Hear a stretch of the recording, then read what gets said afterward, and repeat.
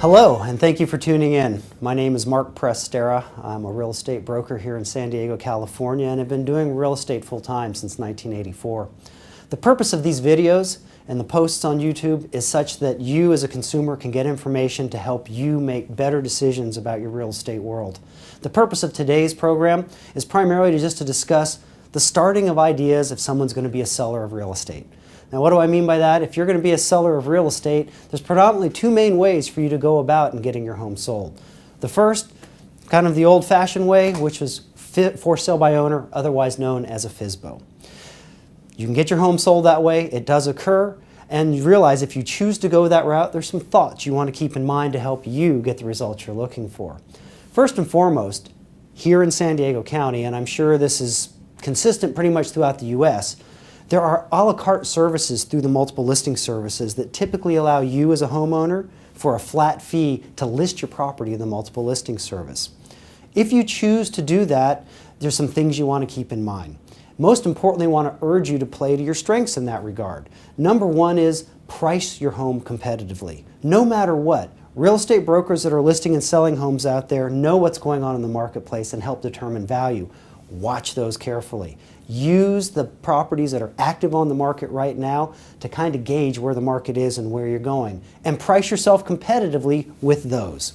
The second thing would encourage you to do is if you put it in the multiple listing service, you're more than likely paying a buyer's broker some form of compensation for selling your home. Would encourage you to be very aggressive in that. Idea being, if agents are out showing property, they're not the ones making the buying and selling decisions, but they do decide which ones to show. So if a buyer can show your home and maybe make an extra $500, $1,000, half a percentage point, whatever it ends up being, that's going to draw them to your home. Keep it in mind this way.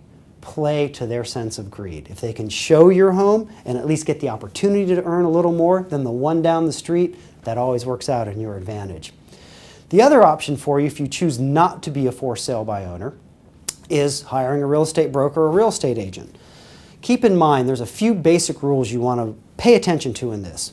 First and foremost, don't necessarily list with the agent that offers you the lowest commission and or the highest sales price. That individual very rarely has your best interest at heart. A couple thoughts on this. If an agent can't stand up to you as an owner about their personal value and worth, how well are they going to represent you when the rubber hits the road and it comes time to negotiate your contract? The second thing is if you list with a broker who lists it for an exorbitantly high price, their attitude sometimes is, hey, I've got them on the paper, now I just need to work them to get the price down to where it needs to be in order to sell the property. Keep in mind, that may not be in your best interest. You probably want to work with somebody that tells you the truth straight out the gate.